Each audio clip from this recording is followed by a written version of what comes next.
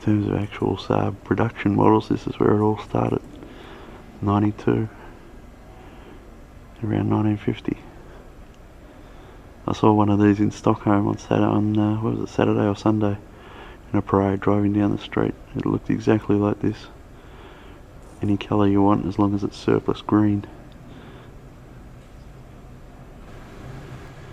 This is a 1966 Saab 96.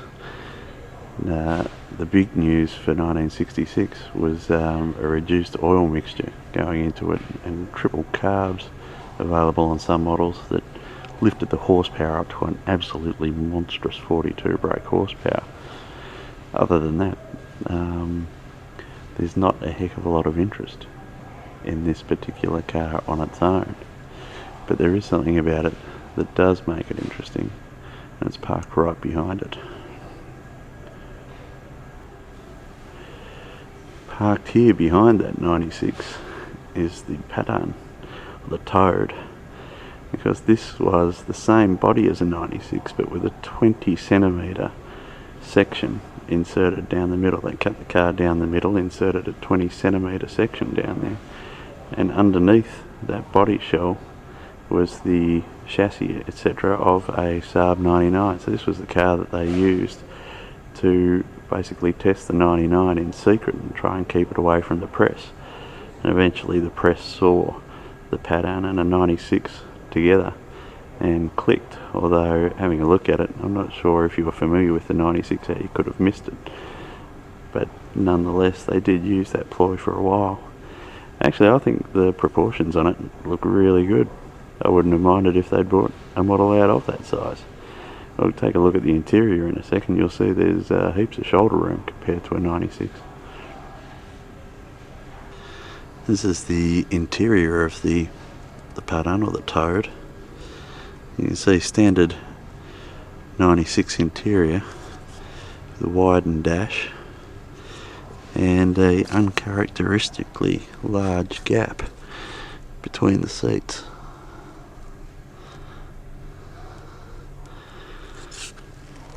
Plenty of shoulder room here.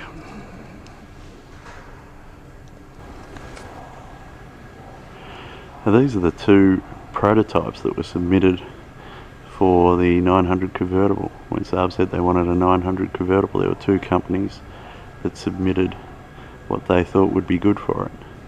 And I think the one on the left is of course the one that eventually won the contract, but the one on the right features sort of a Targa top type setup.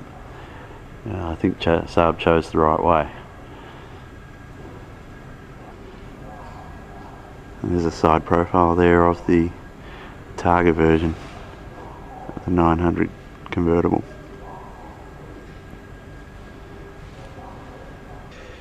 As you can see, everything else is pretty standard 900 convertible. It's just that Targa area on the back that's quite different. Some 900 turbo convertible embossing.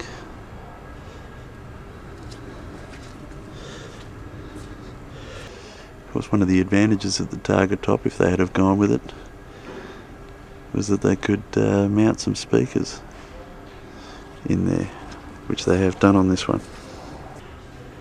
From those 900 convertible prototypes, of course, this is what became.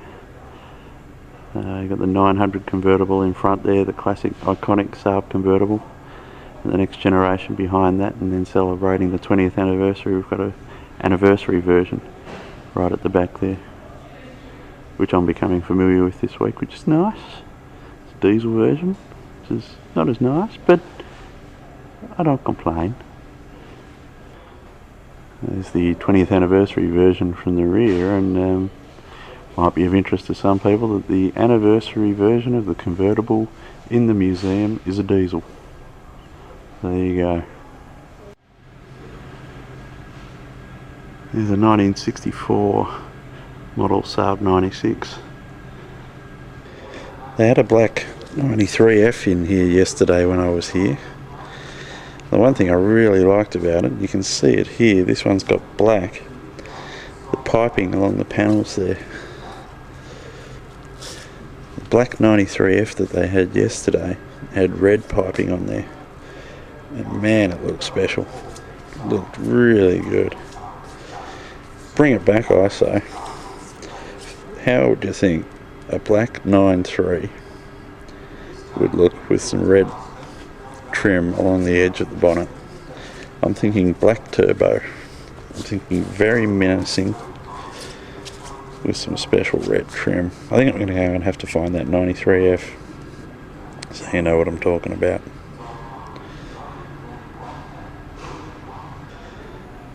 This right here is actually very, very similar to the first Saab I ever owned.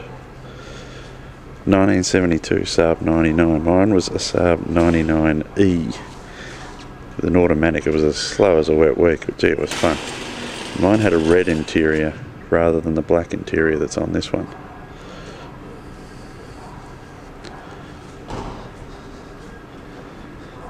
The same funky seats. And the exact same dash layout. Man, that's cool. This is probably the most neglected car in Saab's history. Not this particular one, I'm talking about the model in general. And not a lot gets said about the 95 wagon. So you go, Drew, especially for you. There's a 95 wagon in poo brown. Looking very clean. There, right there is the last Saab 96 to come off the production line. You can see the production number of the car there, 730,607. They made this one in January 1980 and it was driven by Eric Carlson from the factory in Finland where it was made, straight here to the museum, which is where it's been since. This is inside the 96. I'm not sure how far it is from Finland to Trollhättan, from Nystad in Finland to Trollhättan, but if it's 1,325 kilometres, well then it's right on the money. Although it's probably done a little bit back and forth to the garage, etc. There's the rest of the interior of the last 96. And if you remember back to the pattern, the toad, the gap between the seats, there's the difference. You've got two seatbelt clips bunged up one against one another, whereas in the toad there was a good 6 inches gap in there. Here's the sonnet section over here, all in beautiful primary colours. And of course well, they're all interesting, but the one of particular interest amongst these is the one right in the front corner there, Katarina. Let's go and take a closer look. And this of course is the Big Daddy, the original Saab Sonnet. Only 6 of them made. 2 of them are on display here in the factory. There's this blue one and there's a white one out in the foyer as well. There's a couple in the United States and one that was owned by a doctor in Germany, although I'm not sure if he's still got that one. I did hear recently, even though he's just written a book about it, I did hear recently from somewhere that he was selling or has sold it, so I'm not sure what's going on there. That's just a beautiful body shape. I could actually drive this one and feel almost at home. The steering wheel on that side, though the gear change being on the right like that might be a little bit awkward.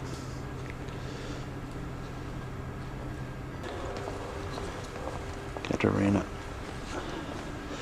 was the prototype developed by Sixten Sassen when Saab decided that they did want to go ahead and build a small sports car. The Sassen's design featured a rear end on the car that was similar to the scoop type section on the original Sonnet. It's a great body shape. It's a real show. First time I saw it I thought, gee, that's the one they should have built, but I'm a lot more partial to the Sonnet 2 now. I think they make the right decision. But it's still a very nice body shape. I can bring that back too. This is the inside of Katarina. You can see it's got the basic Saab 96 tile dash. Small little Sonnet seats. Not much of a back behind it. It's also got like a Targa roof. I believe that can lift out. This of course is the design that beat out Catarina for the Sonnet Mark II, and it is a better looking car overall, classic shape. There's a surprisingly small number of these made compared with the Sonnet 3, and so I think, well, that recent eBay sale shows that they're probably starting to rise in value for a good condition one.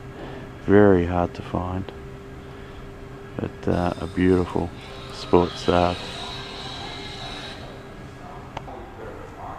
I'm not sure if I've been spelling it wrong all these years, or it's probably a Swedish thing, or maybe someone stole the T. I don't know, we'll find out. And finally the Sonnet 3 in beautiful bright yellow. I really like the grab handle for the door. And bring that back. Of course, a bit more modern version, but bring it back. Bring back a lot of this. The bulging fuel cap. Bring that back. This is Saab 900 Turbo S that's just been brought in while we were filming some other stuff. That's why it's still got its hood open. They must have been cleaning up something there. But one thing they didn't clean up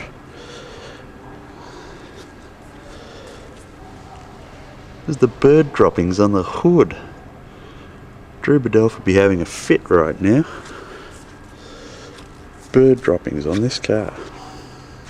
They're parking these things under trees.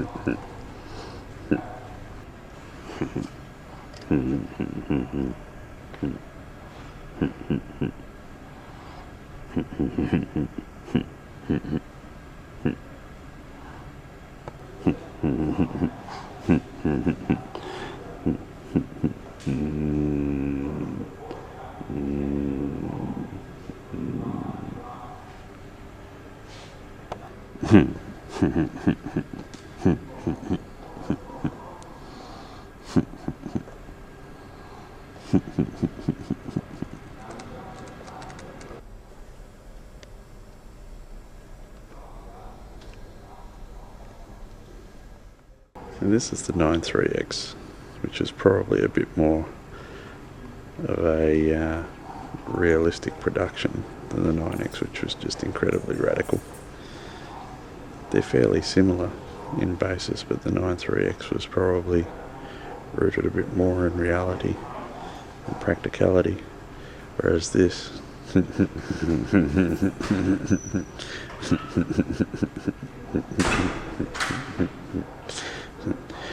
anyway, behind the 93X we have the 93 Sport Hatch concept, which, as you can obviously see, has all the DNA of the 93 Sport Combi that we have with us today. Now I know we're going to see some exceptionally clean cars over the weekend, but I don't think we're going to see anything quite like these.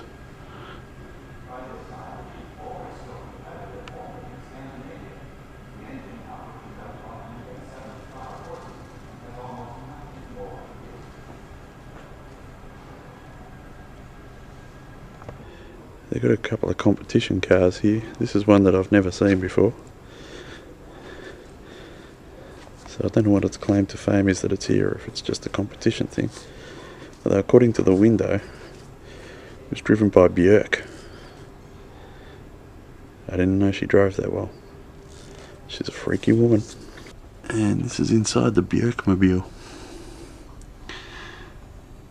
Fairly stripped out, as competition cars are. And still got that Saab shape on the dash. And even the SID's still sort of there, but not. Then we got Per Eklund's Saab 96.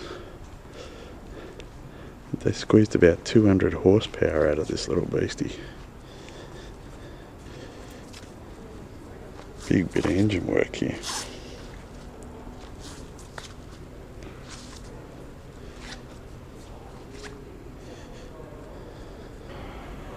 We've also got the lime yellow Saab 93 convertible, which I think is probably here to signify the start of this generation of convertibles. Got the anniversary one that we saw earlier. This one's probably here to represent the first of that generation, new gen. This is the actual concept car that was shown at the Frankfurt Motor Show back in the 70s. The very first Saab 99 Turbo, which started a whole generation of 900 turbos that people came to associate as their first recollection of Saab, most likely. But it all started with this, and this is the first car that they showed. It's just beautiful. The paint colour, I don't know if the paint finish is going to turn up on this film, but it's sort of a pearlescent with a touch of gold to it, and it's just magnificent. This is the interior of that 99 Turbo. It's an interior that never went into production. It's leather with this special V pattern on the seats. It's unusual to say the least. I don't know if you can see it here, but there's actually a tear in the backrest of the driver's seat at the base there. A little tear there. It's weathered a little bit with age. The rest of it looks pretty normal to a 99 owner's eyes. A little detail that's just been pointed out to me, which is quite curious. It's this 99 EMS badge. The only problem is it's not a 99 EMS. It's that same 99 Turbo. See that? Turbo, EMS, Turbo, EMS. You feeling sick yet? Turbo, EMS. The other thing that's funny about this car is the gap in the wheel arch. You fit just about a full set of Encyclopedia Britannicas in there. Could do with a lower end kit. And yeah, right here is a cutaway engine from the 99 Turbo. This really did start a revolution for turbocharging. In terms of mass production turbocharging, there were companies that tried it earlier than Saab and failed on a mass production basis. They were trying to boost the car too much, but Saab got the technology right and of course benefited from it. This is where it all started, right here. You have the hot air, the cold air. Away you go. That's the technical version of how it works. But that is the engine. Of course, this is this looks like any old 93 sedan, but I guess it's here for the reason marking the first use of the V6 engine, the twin exhaust pipes at the back there, which I guess is a significant enough reason to have one in here. The same reason, just behind it, we also have a facelifted 9.5. It's just not just that, it's biopower wagon.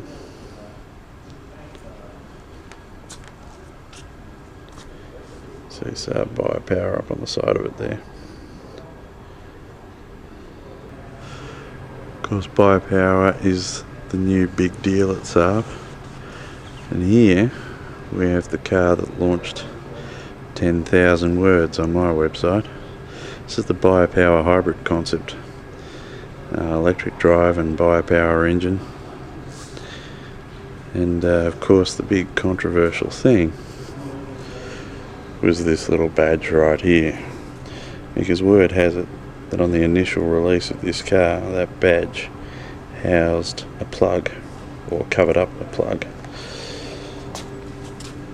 As you can see, badge is well and truly fixed in place. It doesn't twist, it doesn't pull.